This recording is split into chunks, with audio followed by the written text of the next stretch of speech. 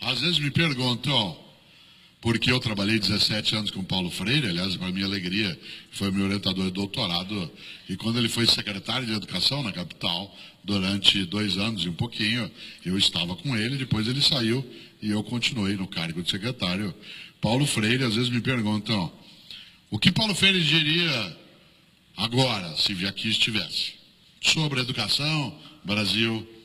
Eu sempre digo que Paulo Freire afirmava algo que nos ajuda muito. Ele dizia, fazer como Paulo Freire não é fazer o que o Paulo Freire fez, é fazer o que ele faria se ele estivesse aqui agora. Digo de novo, fazer como Paulo Freire não é fazer o que o Paulo Freire fez, é fazer o que ele faria se ele estivesse aqui agora, no nosso lugar. Existe um movimento hoje no Congresso, por alguns parlamentares, para retirar de Paulo Freire o título de patrono da educação brasileira, da qual ele o é desde 2012, sob um argumento de que a política pedagógica freiriana, ela liquidou, né, a educação brasileira nos últimos 50 anos. Essa ideia, ela pode ser debatida, uma democracia permite isso, mas não tem fundamento, porque o Ministério da Educação, que gere as políticas públicas do Brasil, nos últimos 50 anos, só teve gente ligada à política de Paulo Freire por menos de 10 anos. Os outros 40 não. Se você imaginar, desde que terminou a ditadura, quem foram, por exemplo, os ministros da Educação? Marco Maciel, do PFL de Pernambuco, Hugo Napoleão, do PFL do Piauí, Carlos Chiarelli, do PFL do Rio Grande do Sul, Jorge Bornhausen, presidente do PFL antigo, do atual DEM, do PFL de Santa Catarina, e outros que passaram. Aliás, para aqueles que dizem, até a discussão hoje que você tem, que é uma discussão saudável, interessante, sobre escola sem partido, e muitas vezes me perguntam, o que você acha da escola sem partido? Digo, olha, a democracia abre essa discussão de um modo gostoso, mas eu tenho uma certa estranheza por uma razão. Para que haja um movimento chamado escola sem partido, tem que haver um outro chamado escola com partido. Como não conheço ninguém, em sã consciência, que discuta a partidarização do trabalho pedagógico, porque isso é contrário os princípios, inclusive, de quem tem Paulo Freire como referência, a politização do trabalho pedagógico, sem dúvida, porque política é a vida da comunidade, mas a partidarização. Mas por causa de Paulo Freire, foi se fazendo a cabeça de jovens nos últimos 30 anos, e aí a esquerda dominou. Eu digo, gente, se foi isso que aconteceu, essa esquerda é de uma incompetência inacreditável, porque se a gente fez a cabeça nos últimos 30 anos, e esses hoje adultos votaram nessa canalha que está em vários lugares, escolheram esse Congresso, escolheram alguns governantes, a nossa incompetência é brutal.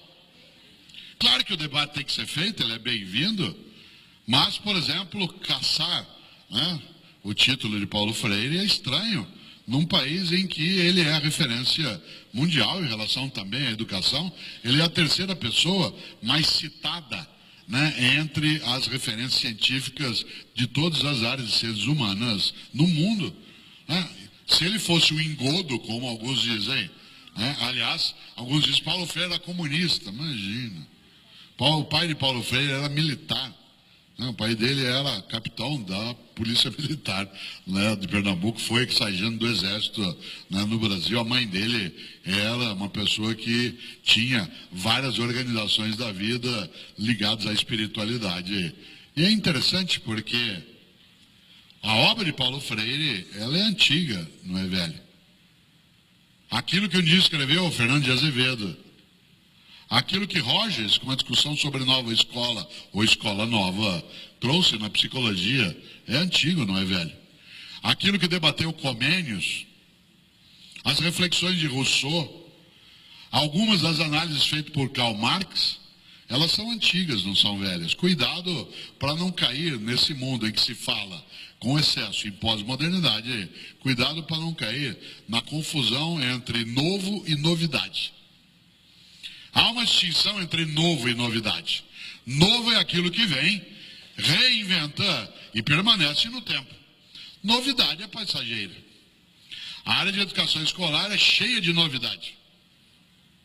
Aliás, a democracia tem a necessidade de se fazer, inclusive, há alternância no poder, e isso carrega uma dificuldade, que é a não sequência, obrigatoriamente, de políticas públicas de educação, mas porque a gente tem um vício que nós vamos superar um dia. Educação não pode ser um projeto de governo, tem que ser um projeto de nação. Enquanto educação for um projeto de governo, seja ele nacional, estadual ou municipal, não haverá como fazê-la. Educação tem que ser um projeto de nação, de uma comunidade, e o governante que quiser dirigir alguma estrutura, que se candidate, tendo em vista o cumprimento daquele projeto. Mas nós chegaremos a isso.